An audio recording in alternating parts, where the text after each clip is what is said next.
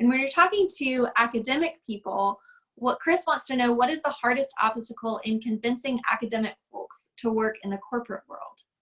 Oh yeah, okay.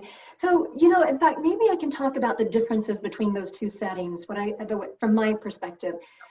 So in academia, in a math department in academia, we typically will have teaching assignments. So we spend a lot of time teaching in addition to doing research.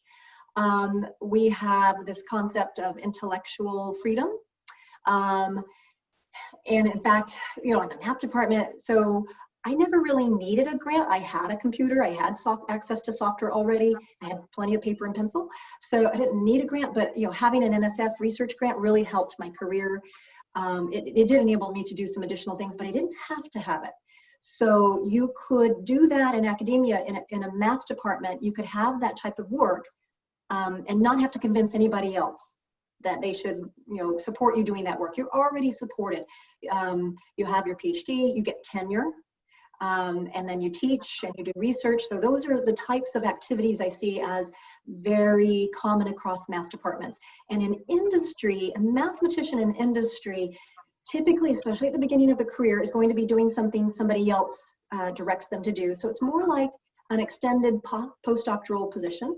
You'll get a lot of training. You'll get a lot of chances to be contributing, but there will be some supervision. You'll be told, here's what we need, but you might be the one to figure out the mathematics of it. That could be absolutely what you need to do. And so one difference is the complete independence in academia, not needing to convince anybody. And in industry, even once I got to a certain level, I'm still pitching.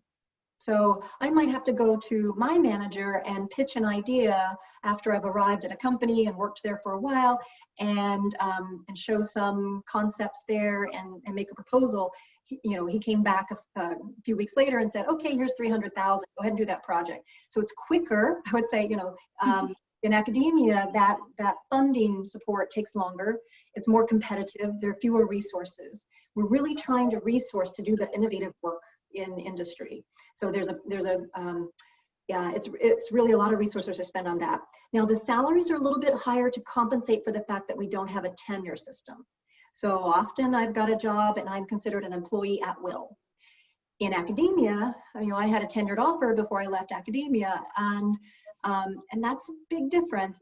And I would say that slight bump in salary helps compensate. You can have more of a cushion.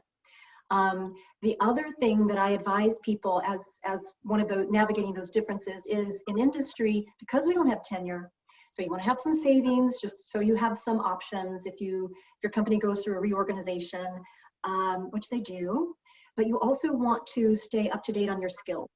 So that's, and go to meetings and talk to people, have the network to know who's doing good work or who you'd like to work with, who you could reach out to if you were interested in doing something different than what you're doing now. So those are the major differences I would see between those two settings.